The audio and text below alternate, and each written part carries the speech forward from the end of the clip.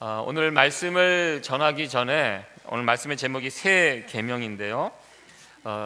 동영상을 하나 준비해 봤습니다. 이 동영상을 보면서 저는 가족이 과연 무엇인가 좀 생각을 해 봤습니다. 이 사랑의 힘이 얼마나 강한지도 한번 생각을 하게 되었고요.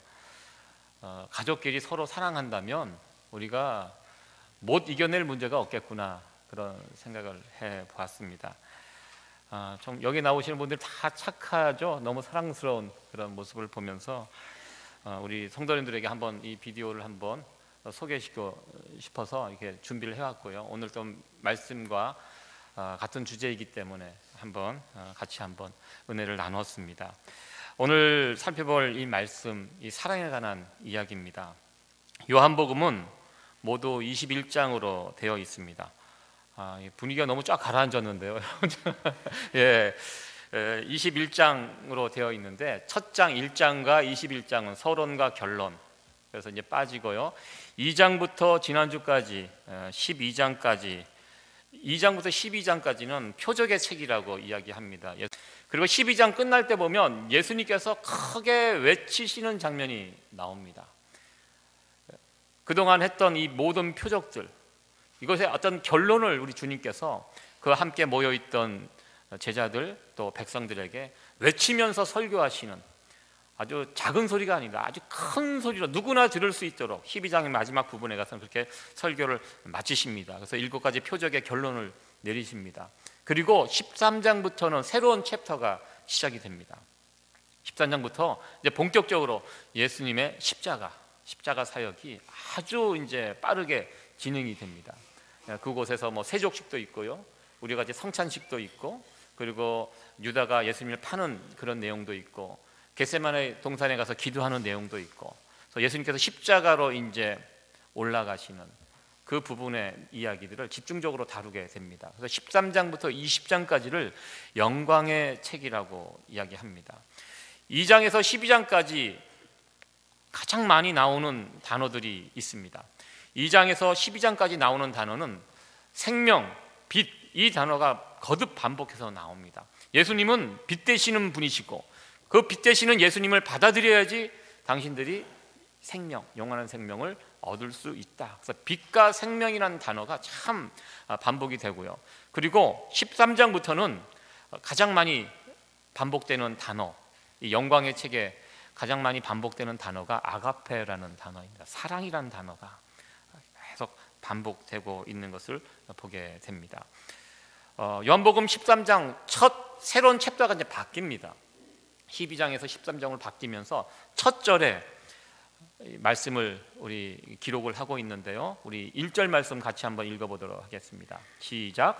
6월절 전에 예수께서 자기가 세상을 떠나 아버지께로 돌아가실 때가 이른 줄 아시고 세상에 있는 자기 사람들을 사랑하시되 끝까지 사랑하시니라. 아멘. 사도 요한이 요한복음을 기록한 시기는 예수님께서 승천하신 이후 50년이 지난 그 어느 지점입니다. 사도 요한도 예수님을 직접 눈으로 목격하고 떠나보낸 지 이제 50년이라는 시간이 지났습니다. 50년 짧은 시간이 아닙니다. 이 50년이 지나간 다음에 예수님에 대해서 쓰실 때 제일 먼저 기억했던 거, 예수님의 모습 가운데 제일 먼저 기억났던 거, 끝까지 사랑하신 분으로 사도 요한의 기억 속에 남아 있었다는 것입니다. 예수님. 우리가 요한복음 이 앞부분에 7개의 놀라운 기적, 표적에 대해서 살펴봤습니다. 여러분 같으면 예수님 하면 어떤 모습이 기억이 났겠습니까? 같이 따라다니면서 여러분들 죽은 사람 살리고 무리를 걸어가시고 장님의 눈을 띄게 하고 하나하나가 굉장히 임팩트가 있는 사건들입니다. 아마 그런 놀라운 기적의 사건들이 기억이 날만한데요, 사도 요한은 예수님 하면 제일 먼저 생각나는 거, 예수님 하면 떠오르는 기억, 예수님은 끝까지 우리를 사랑해 주신 분이야, 이렇게 예수님을 기억하였다는 것입니다. 우리가 누군가를 기억할 때, 어떤 사람을 기억할 때 그분은 참 사랑이 많으신 분이었어. 혹시 여러분들 기억 가운데 그런 분들이 계십니까? 가깝게는 우리 부모님, 이제 아마 여러분들 가운데 이미 고인이 되신 부모님 계실 것이며 우리 엄마 아빠 생각하면 날 정말 끔찍히도 사랑해 주셨어. 저도 마찬가지예요. 저도 돌아보면 제 할머님 이제 고인이 되셨지만 저를 정말 사랑해 주셨던 분, 제가 고등학교 1학년 때 담임 선생님, 저를 누구보다도 사랑해 주셨던 분, 이런 분들이 이제 생각이 납니다. 그렇다면 이런 또 질문을 한번 해봅니다. 그렇다면 나는, 저와 여러분들, 우리는 누군가에게 어떤 사람으로 기억이 될까? 이 부분도 한번 생각을 해보려고 합니다. 우리 모두가 예수님을 믿는 사람들입니다. 그렇죠. 우리가 예수님을 닮아가야 할 사람들인데요, 나는 누군가에게 어떤 사람으로 기억이 되고 있을까? 나도 예수님처럼 누군가에게 참으로 사랑이 많은 사람으로, 사랑이 많은 목회자로 이렇게 기억이 되고 있을까? 이런 생각을 해보았습니다. 제 주변에 있는 목회자들을 이렇게 생각해 보면 어느 정도 답이 나오는 것 같아요. 저도 이게 제 주변에 있는 목사님들 기억해 보면 사랑이 많은 분들도 있어요. 대부분 설교 잘하시는 목사님, 어떤 차를 타고 다니시는 목사님, 그런 생각이 저는 먼저 나고요. 어떤 목사님 정말 잘 드시는 목사님, 우리 중에 제일 식성이 좋았던 목사님, 이런 부분들이 생각이 나는데요, 정말 사랑이 많은 목사님 잘 생각이 안 나는 것 같습니다. 아마 이 모습은 저도 마찬가지일 거예요. 저도 누군가에게 정말 사랑이 많은 목회자라고 이렇게 기억하고 있는 사람들이 과연 내 주변에 있을까 이렇게 생각을 해보면 아닌 것 같기도 하고, 좀 그렇게 제 자신을 돌아보게 됩니다. 그렇다면 더 범위를 좁혀서 우리의 자녀들은 우리 부모를 어떻게 기억하고 있을까? 우리도 누군가에게 자녀였듯이 우리도 이제 누군가에게 부모의 위치에 살아가고 있습니다. 내 자녀들이 나를 어떻게 지금 기억하고 있고, 앞으로 우리가 이제 어느 순간 이 세상을 떠나게 되면 우리의 자녀들은 우리 엄마 아빠를 어떤 사람으로 기억하고 있을까, 기억할까, 이 부분을 생각해 보았습니다. 우리 엄마 아빠는 정말 사랑이 많으신 분이었어, 이렇게 기억이 될 수 있다면 참 좋을 것 같아요. 지금부터라도 저와 여러분들은 이 예수님처럼 끝까지 사랑해 주셨던 그 예수님처럼 우리의 자녀들 가운데 혹은 우리 주변에 있는 누군가에게 그런 사람으로, 끝까지 사랑해 주었던 사람으로 남을 수 있도록, 그와 같은 삶을 살아갈 수 있는 저와 여러분들이 되어지기를 간절히 축원합니다. 이렇게 예수님은 우리를 끝까지 사랑해 주셨습니다. 처음부터 끝까지 우리를 사랑해 주셨는데요, 그런데 제자들은 어떠하였을까요? 예수님의 그 귀한 사랑을 받았던 제자들의 삶은 어떠했습니까? 제자들도 예수님을 끝까지 사랑했나요? 이 성경에 보면 그렇지 않음을 우리는 보게 됩니다. 이제 요한복음 13장부터 본격적으로 예수님의 십자가의 이야기가 진행이 됩니다. 이전의 예수님과 이후의 예수님이 좀 달라져요. 13장 전에는 예수님은요, 능력의 주님이셨습니다. 죽은 자도 일으키고 권세 있는 말씀을 누구 앞에서도 당당하게, 정말 폼나게 예수님께서 사역을 하셨는데요, 13장부터는 달라져요. 분위기가 달라집니다. 한없이 어떻게 보면 무능해 보일 정도로, 누가 와서 잡아가면 잡혀가고, 때리면 맞고, 옷을 벗겨서 십자가에 달리면 달리시는 그런 한없이 나약한 예수님의 모습을 우리는 13장부터 만나게 됩니다. 그런데요, 변하지 않는 것이 있어요. 예수님은 이전과 이후에도 끝까지 제자들을 지키시고 사랑하는 모습은 바뀌지 않았는 것을 보게 됩니다. 십자가에 달리실 때, 그 체포당할 때 예수님께서 제일 먼저 제자들을 챙기셨습니다. 제자들은 손대지 말라고, 나를 체포하라고. 그러나 제자들은 어떠했습니까? 제자들은 예수님을 끝까지 사랑하지 못했던 것을 보게 됩니다. 지금 13장에도 보면요, 지금 분위기가 이제 달라졌는데요, 제자들은 분위기 파악을 하지 못하고 여전히 예수님께서 예루살렘에 올라가면 누가 예수님 오른편에 설 것인가? 지금도 그렇습니다. 지금도 이렇게 서열이라는 것이 있지 않습니까? 누가 있으면 어느 자리에 서는 거. 대통령과 국무회의원들이 사진을 찍을 때 보면 자기 자리가 있대요. 서열이 있다고 합니다. 그 자리에서 서듯이 이 제자들도 서열 싸움을 하고 있습니다. 누가 예수님 오른편, 누가 왼편. 오른편에 서면 나는 몇 번째, 두 번째, 세 번째. 이거 가지고 계속 자리 다툼을 하고 있는 제자들의 모습을 보게 됩니다. 예수님의 제자 가운데 또 한 명은 어떻습니까? 예수님을 팔 생각을 하고 있습니다. 예수님을 3년 동안 따라다녀 봤는데, 큰 기대를 가지고 따라다녀 봤는데 돌아가는 상황을 보니까 이건 자신의 기대하고 맞지 않습니다. 그래서 예수님을 팔아버리는 가룟 유다의 모습도 있습니다. 베드로는 또 어떻습니까? 예수님 앞에서 큰 소리 쳤던 베드로, 결국 예수님 앞에 예수님을 부인하고 배신하는 그 베드로의 모습을 보게 되고, 예수님이 체포되는 그 현장에서 제자들은 누구 하나 나와서 싸우는 제자들이 없었습니다. 다 뿔뿔이 자기 살 길을 찾아서 흩어지는 그런 제자들의 모습을 보게 됩니다. 그럼에도 불구하고 우리 주님은 끝까지 그와 같은 사랑받을 만한 자격이 없는 제자들을 끝까지 지키시고 사랑하시는 그 주님의 모습을 우리는 보게 됩니다. 나는 그와 같은 주님을 한결같은 모습으로 사랑하고 따라가고 있는가? 끝까지 사랑하셨던 예수님의 모습을 보면서 우리들도 주님의 이 모습, 이 마음을 닮아갈 수 있게 되기를 간절히 소원합니다.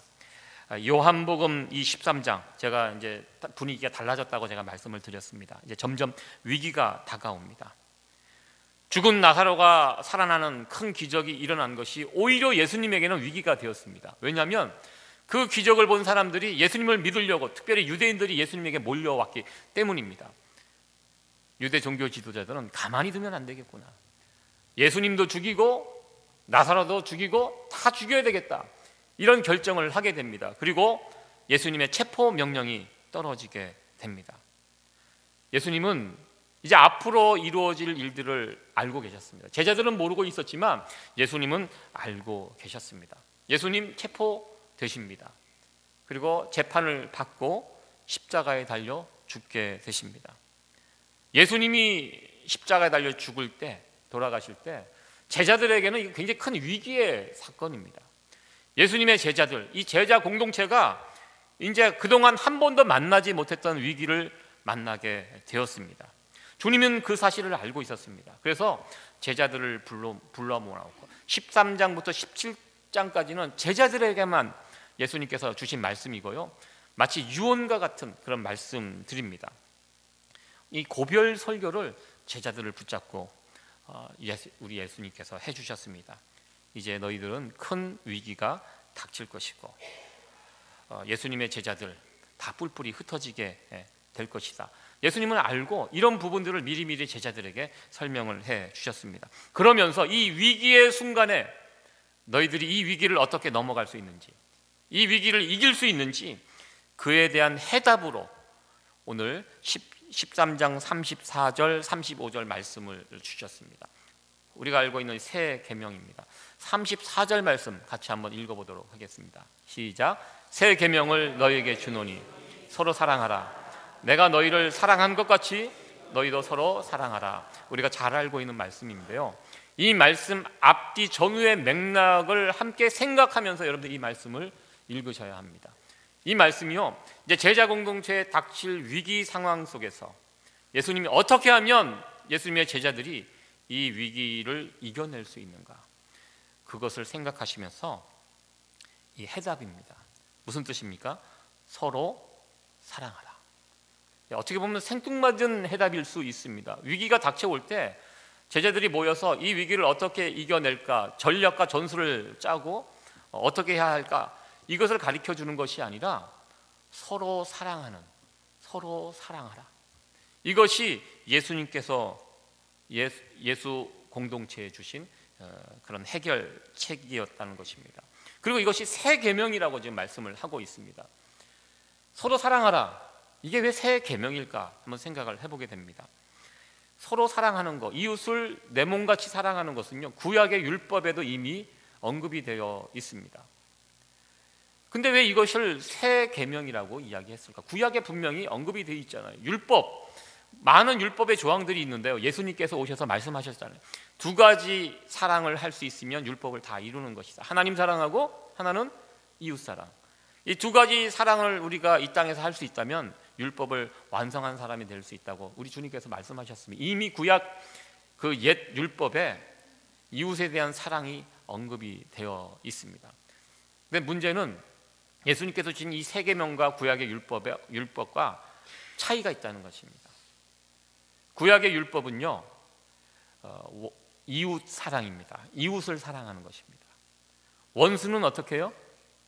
원수의 사랑은 없습니다. 구약에 어떻게 보면 한계일 수 있습니다. 그러니까 이웃 사랑해요. 그래서 유대인들은요, 유대인들을 사랑합니다. 그러나 이방인들은 사랑하지 않습니다. 율법에 그렇게 적혀 있다고 그들은 말합니다. 그래서 유대인과 이방 사람들의 구별이 철저합니다. 그래서 그들은 내 사람들, 내 가족들, 내 편인 사람들, 이스라엘 백성들, 여기에 대한 사랑, 아주 눈물겹도록 그들을 사랑하지만 그 울타리 밖에 있는 사람들은 미워하다 못해 멸시까지, 증오까지 하는 그 단계까지 나간 것을 보게 됩니다. 이게 구약입니다. 그러나 예수님께서 새 계명을 주신다라고 하시면서 주신 서로 사랑하라, 조건이 무엇입니까? 내가 너희를 사랑한 것 같이, 내가 너희를 사랑한 것 같이 서로 사랑하라. 이 조건이 있다는 것입니다. 예수님의 사랑이 무엇입니까? 십자가의 사랑입니다. 이 조건이 있습니다. 그렇기 때문에 예수님께서 주신 이 계명이 새 계명입니다. 구약에 없는 계명입니다. 구약은 원수와 이웃을 나눠서 따로따로 사랑하고 미워하고 되어 있지만 예수님의 새 계명은요, 이웃과 원수의 구분이 없어요. 똑같이 사랑하라, 이렇게 말씀하고 있습니다. 사실 예수님께서 말씀하신 이 사랑은요, 우리에게 없는 사랑입니다. 우리의 사랑 없습니다. 예수님께서 주신 말씀에는 이런 뜻이 포함이 되어 있습니다. 내가 너희를 사랑한 그 사랑에 힘입어서 그 사랑에 기초해서 서로 사랑하라는 말씀입니다. 우리가 가지고 있는, 우리가 만들어내는 사랑은요, 지극히 제한적입니다. 우리의 사랑은요, 사랑할 만한 사람을 사랑합니다. 교회를 오래 다녀도요, 우리가 이 한계를 뛰어넘어가기가 참 어려운 것 같아요. 이쁜 사람 사랑하고요, 미운 사람은 여러분들 어떻게 합니까? 미운 사람도 사랑하십니까? 해야 되는 건 알지만 우리 몸이 따라가지를 않습니다. 어떻게 보면 우리가 만들어내는 사랑 가운데 가장 이상적인 사랑이 부모가 자식을 사랑하는 이 사랑, 이 굉장히 순수해 보이잖아요. 이게 우리가 할 수 있는, 우리가 만들어내는 사랑 가운데 가장 최고의 사랑이 저는 그 사랑이라고 저는 생각합니다. 완벽에 가까운 사랑처럼 보이지만요, 실상 부모가 자식을 사랑하는 그 사랑 안에 불순물은 없습니까? 우리가 자식을 위한다고 사랑을 하지만 그 안에 부모의 욕심도 들어있고 부모의 체면도 들어 있습니다.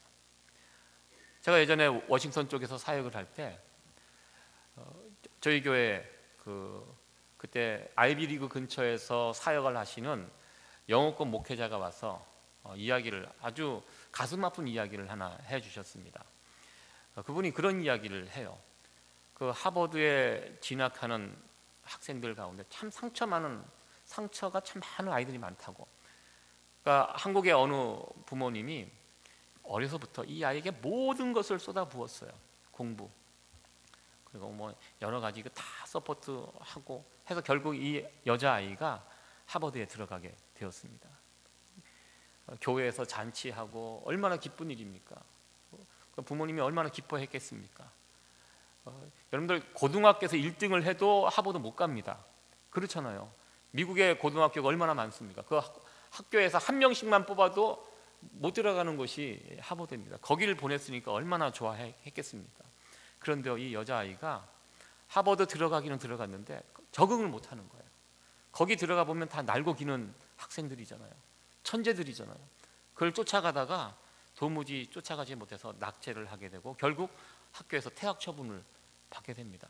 그런데 우리가 몰라서 그렇지 그런 친구들이 의외로 많이 있대요. 그 사역하시는 목사님 이야기를 들어보니까요.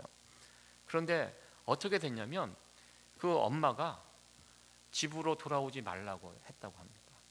내가 그 학교 근처에다가 방을 하나 얻어줄 테니까 너 4년 동안 거기서 살아라. 4년 지나면 오라고. 왜? 돌아오면 얘 하버드 보내는 앤데 그 교회하고 그 커뮤니티에서 이 잔치하고 그 부모의 이름이 그 얼마나 이 돌아오면 이거 안 되잖아요. 그래서 내린 결정이 그곳에서 살다가 4년 지난 다음에 오라고. 그래서 이제 그 아이를 상담하면서 같이 울고 또 그 아이를 또 회복시키는데 그런 사역을 하고 있다고 그 목사님이 말씀을 해 주셨습니다. 굉장히 충격적인 이야기지만 저는 그 이야기를 보면서 그 엄마가 그 딸 아이를 사랑 안 했겠습니까? 예, 사랑을 합니다. 그러나 우리가 자식을 향해서 베푸는 이런 사랑들이 이런저런 불순물이 끼어 있다는 것입니다. 누가 그 엄마에게 돌을 던질 수 있겠습니까? 우리들도 정도의 차이는 있지만 우리가 자식을 위해서 베푸는 이 사랑이 100% 순수한 사랑이 아니라고 저는 그렇게 생각을 해보았습니다. 저도 우리 자녀들을 2명 키웁니다. 나름대로 최선을 다해서 키우지만 제 마음 가운데 그런 마음이 있어요. 내가 이 아이들을 잘 양육하면 나중에 나의 노년을 얘들이 책임져 줄 것이다. 제가 이상한가요? 여러분들 그런 생각 없습니까? 예. 그런 욕심이 있어요. 저도 이렇게 잘하면 잘 돼갖고 엄마 아빠 위해서 뭔가를 해줄 것이다, 이런 기대감을 가지고 살아갑니다. 여러분들 자식에 대한 사랑, 부모의 사랑도 이 정도인데요, 다른 관계에서 이루어지는 사랑은 더 말할 것도 없다고 저는 생각을 해봅니다. 제가 말하고 싶은 것은요, 우리가 만들어내는 사랑은요 한계가 있다는 것입니다. 불완전하다는 것입니다. 그래서 예수님께서 주시는 이 계명이 새로운 계명입니다. 구약에는 예수님의 이 십자가 사랑이 없어요. 구약 이스라엘 백성들이 보여주는 이웃 사랑은요 그냥 인간적인 어떤 그런 사랑에 머물 수밖에 없습니다. 이웃은 사랑하고 원수는 미워하는 그 정도 구약의 사랑입니다. 여러분들 우리가 살면서 그런 경험을 지금도 하고 있는데요, 여러분 사시면서 한번 생각해 보세요. 이웃이 점점 많아지세요? 원수들이 더 많아지세요? 솔직하게 한번 얘기를 한번 해보세요. 우리가 예수님을 믿어요. 근데 살다 보니까요 이웃이 점점 많아지면 참 좋겠는데요, 우리 어린아이들 유치원 보내보면요 정확해요. 유치원 첫날 가면요 거기에 있는 애들이 다 친구예요. 피부 색깔 상관없어요. 어떤 옷 입었는 거 상관없어요. 아이들 그냥 다 친구가 됩니다. 그러나 초등학생이 되고 중학생이 되고 고등학생이 되고 대학생이 되면 어떻게 됩니까? 친구들이 점점 줄어들어요. 참 신기해요. 아이들끼리도 알아요. 내가 어울릴 사람, 어울리지 못하는 사람 자기들끼리 정리해갖고 점점 줄어들어요. 그렇게 해서 대학에 가고 사회에 진출하면 친구가 확 넓어집니까? 여러분들 점점 넓어지고 계십니까?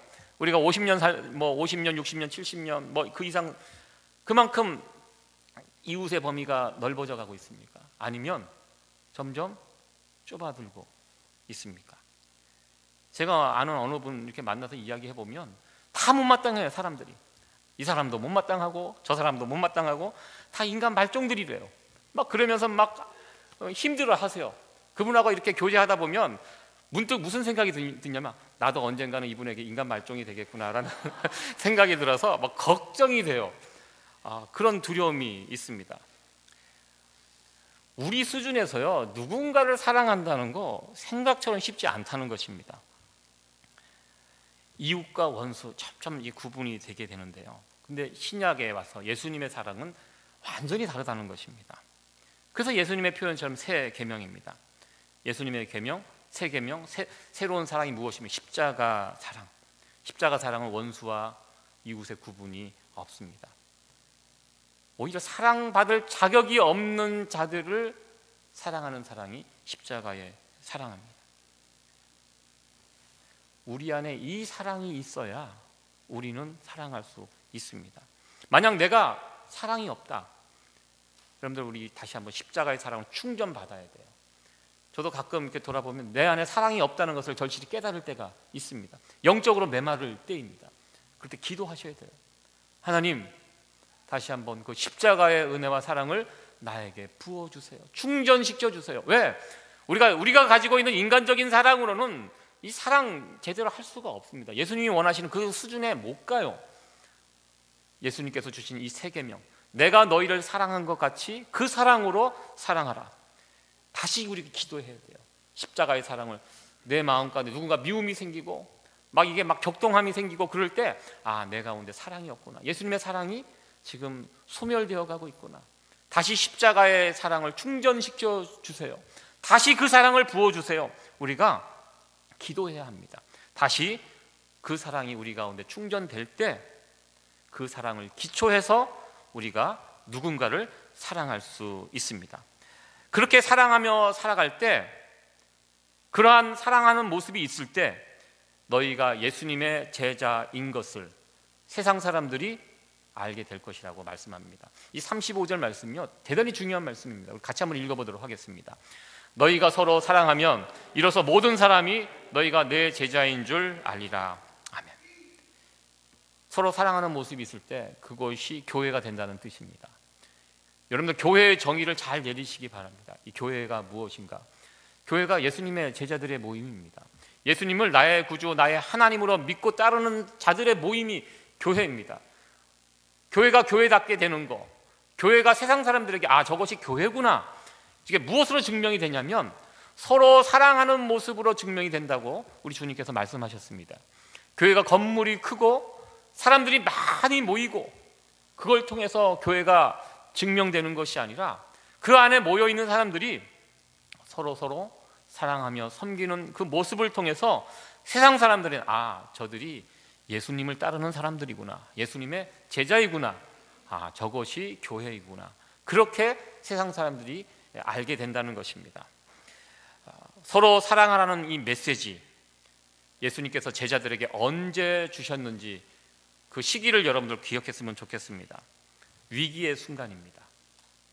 이제 예수님 떠나시고 제자들 홀로 남겨지게 될 것이고 때로는 흩어지게 될 것이고, 예수님은 이 위기의 순간에 제자들에게 이 위기를 이겨내는 방법 무엇입니까? 서로 사랑하라, 이것을 해결 방법으로 주셨다는 것입니다. 사랑 공동체가 될 때 그 제자 공동체는 그 어려움을 넉넉히 이겨나갈 수 있다는 것입니다. 우리는 옛날부터 지금까지 계속 위기에 대한 이야기를 많이 듣고 있습니다. 정말 어렵다, 위기다. 여러분들, 진짜 위기가 무엇인지 아십니까? 돈이 없는 것도 위기고 먹을 것이 없는 것도 위기고 건강이 상한 것도 위기 맞습니다. 진짜 위기는요, 사랑이 없어져 가는 것, 그것이 진짜 위기라고 저는 생각합니다. 어제 저도 뉴스를 이렇게 체크해 보다가 한국에서 또다시 가족, 4인 가족이죠, 4명이 한 자리에서 목숨을 끊었는지 잃었는지 모르겠습니다. 그런데 요즘 그런 뉴스가 자주 들려요. 사람은 죽었는데 발견이 늦게 돼요. 몇 달 지난 다음에 발견됐다는, 한 사람도 아니고 4사람이 몇 달 지난 다음에 그것이 발견됐다는 그 뉴스를 보았습니다. 우리 사회가 정말 위기구나. 과거에는 상상하지 못했던 일들이 지금 벌어지고 있습니다. 죽은 지 몇 달이 지나서야 발견되는 이 사회, 이 정상적인 사회가 아니라고 저는 생각합니다. 사랑이 완전히 메말라 있는 세상이 아닌가, 그것이 진짜 위기가 아닌가, 이렇게 생각을 해보았습니다. 제가 설교를 시작하기 전에 보여드렸던 이 비디오, 이 메시지가 무엇입니까? 이분들이 형편이 좋은 형편이 아니에요. 박스, 고물 이런 거 주워갖고 어떻게 보면 살아가시는 그런 분들인데요, 행복해 보이잖아요. 무엇이 있습니까? 그 안에 사랑이 있잖아요. 남편이 아내를 끔찍히 사랑하고, 그 딸이 귀하게 얻은 딸이잖아요. 3번의 유산 끝에 얻은 그 딸이 그런 엄마를 부끄러워하지 않고 자랑스러워하고 사람들에게 보여주고, 사실 웬만한 사람들은 이 방송에 안 나오려고 해요. 자기 얼굴. 이 딸 아이가 안 거예요. 아빠의 사랑, 엄마의 사랑. 그러니까 그 앞에서 당당하게 자기의 생활을 오픈하고 이게 이 사랑이 있는 것입니다. 사랑이 있으면요, 그 가정은요, 어떤 어려움이 와도 이겨내고 갈 수 있어요. 사랑이 있느냐 없느냐가 참 중요하다. 이것을 우리는 보게 됩니다. 주님의 공동체에 닥친 이 어려움을 이기는 방법, 해결책, 예수님은 사랑이다. 서로 사랑해라. 내가 너희를 사랑한 것 같이 그 사랑으로 사랑하라. 우리 주님은 해결책을 주셨습니다. 그렇게 사랑하고 살아갈 때 그 예수 제자 공동체는 진짜 교회다운 교회가 될 수 있다는 것입니다. 이 교회가 교회답게 되는 거 무엇입니까? 우리 안에 사랑이 있냐 없냐, 그것으로 결정이 된다는 말씀입니다. 올해 월드 시리즈가 이제 끝났습니다. 이제 야구가 끝나면 1년이 끝난 것 같아요. 야구 좋아하시는 분들은 그런 것 같은데요. 워싱턴이 우승했습니다. 그렇게 강한 팀은 아니었는데 이 팀이 우승하고 끝났어요. 제가 야구 경기를 이렇게 보면서 하나 느낀 것이 무엇이냐, 분위기가 너무 좋아요. 워싱턴이. 이 야구가 물론 9명이 하지만 비싼 선수들이 있어요. 우승은 돈으로 살 수 없다고 아주 유명한 말이 있습니다. 만약에 돈으로 우승을 살 수 있다면 뉴욕 양키즈가 항상 우승할 거예요. 양키즈가 우승 못한 지 지금 한 20년 됐나요? 10년? 우리 집안이 잘 알고 계시네요. 네, 아주 오랜 시간 동안, 왜냐하면 제일 비싼 선수들이 거기 가 있는데도 우승을 못해요. 왜 못하는지는 모르겠지만 못하고 있습니다. 그런데요, 저 팀이 그렇게 강한 팀이 아니었습니다. 처음에는 너무 많이 져갖고 감독을 갈까 할 정도로 그렇게 형편없는 팀이었는데, 확실히 단체 경기는 팀워크이더라고요. 팀워크가 딱 되고 분위기 타니까요 그냥 우승하더라고요. 그래서 이 단체 경기는 다른 것보다도 이 분위기가 참 중요하구나. 그래서 비슷한 운동이지만 미국 분들이 가장 좋아하는 스포츠가 아메리칸 풋볼 아닙니까? 가장 유명한 감독 빈스 롬바르디라는 감독, 유명한 이야기입니다. 이분이 많은 명언들을 남겼는데요, 어느 기자가 물었대요. 감독님, 어느 팀이 가장 강한 팀입니까? 이렇게 물었을 때 이 감독이 했던 말, 서로 사랑하는 팀이 가장 강한 팀입니다. 이렇게 이야기를 했다고 합니다. 여러분, 미식축구 얼마나 무식한 운동입니까? 남자들이 서로 몸을 부딪히고 부러지고 심지어 죽기까지도 하는 어떻게 보면 난폭한 운동일 수 있는데요, 이 난폭한 스포츠가 사랑이래요. 그 핵심이 서로 선수들끼리 서로 아끼고 사랑하고 존중하고. 그래서 내가 달려오는 저 선수를 먼저 나가서 몸을 던져서 막지 않으면 내 뒤에 있는 선수는 가속이 붙기 때문에 크게 다칠 수 있다. 그러기 전에 내가 먼저 앞에 나가서 그 선수를 몸으로 던져서 막아야 돼. 이 기본 컨셉이 미식축구가 그렇습니다. 그렇기 때문에 서로 아끼고 사랑하는 마음이 없으면 강해질 수가 없다. 그래서 이 미식축구, 아메리칸 풋볼은 누가 가장 강한 팀인가? 서로 사랑하는 팀이 가장 강한 팀이다. 이렇게 이야기를 했다고 합니다. 얘기를 들어보니까 일리가 있는 그런 말 같았습니다. 이 질문과 답을 저는 교회에도 그대로 적용할 수 있다고 생각을 해보았습니다. 어떤 교회가 가장 강한 교회인가? 저는 서로 사랑하는 교회가 가장 강한 교회라고 그렇게 저는 믿습니다. 예수님의 이 세 계명을 가지고, 예수님의 그 사랑을 가지고 서로 사랑하고 섬기는 교회가 주님이 가장 기뻐하시는 교회고 가장 강한 교회라고 저는 믿습니다. 우리 세이비어 교회가 이제 오늘 창립 4주년 이렇게 되었습니다. 오늘 말씀을 준비하면서 우리 교회를 한번 생각해 보았습니다. 여러분들, 이곳에서 여러분들은 4년을 함께 했습니다. 이제 새로운 장소로 저희들이 옮겨가야 돼요. 제가 오늘 이곳에 와서 아침 예배를 준비하면서 이렇게 교회를 둘러보니까 새삼스럽게 느껴요. 참 좋은 곳에 있었구나. 우리가 교회가 아담하고 우리가 함께 예배드린 참 좋은 곳에 있었구나. 새로운 곳으로 저희들이 이제 옮겨가야 되는데요, 누군가 제 주변에 있는 목회자들은 그런 이야기를 합니다. 교회가 새로운 곳으로 옮겨갈 때가 기회가 되지만 위기도 된다고. 한번 옮길 때마다 성도들이 다 함께 옮겨가야 되는데 그렇지 못한 경우도 있다고, 위기라고. 그래서 기도 많이 해야 된다고 이런 말씀을 주셨습니다. 저는 동일한 것 같아요. 예수님께서 위기의 순간 교회에게 주신 처방이 무엇입니까? 서로 사랑하라. 이게 처방입니다. 저도 동일한 처방을 우리에게 내리고 싶습니다. 우리 세이비어 교회가요, 저기 보면 굉장히 끈끈한 팀워크 있어요. 우리가 건물 없이 4년을 이렇게 지내면서 오후 예배도 드려보기도 하고, 또 이렇게 지금 오전으로 바뀌고, 이게 보면 무슨 모임을 하고 행사를 할 때 보면 정말 끈끈하게 여러분들이 잘 이렇게 연합해서 교회를 잘 섬기는 이 모습을 보게 됩니다. 우리 교회의 제일 큰 장점이라고 저는 생각합니다. 사랑하는 마음이 우리 가운데 있는 것을 보면서 우리 세이비어 교회가 참 좋은 교회다, 이런 생각을 다시 한번 해보게 됩니다. 저희들 이제 새로운 챕터가 이제 새로운 장소에서 시작이 될 것입니다. 기회가 될 것이라고 저는 확신합니다. 그러나 기회도 있지만 어려움도 있을 것입니다. 새로운 장소에 갔을 때 우리가 예상하지 못한 그런 어려움들을 만날 수도 있을 것이라고 생각합니다. 그럴 때 우리가 어떻게 해야 되겠습니까? 오늘 예수님께서 주신 이 처방전, 어떻게? 서로 사랑하면 됩니다. 가정에요, 어떤 어려움이 와도 상관없어요. 남편과 아내가 서로 사랑하고 있으면 그 어떤 어려움이 아닙니다.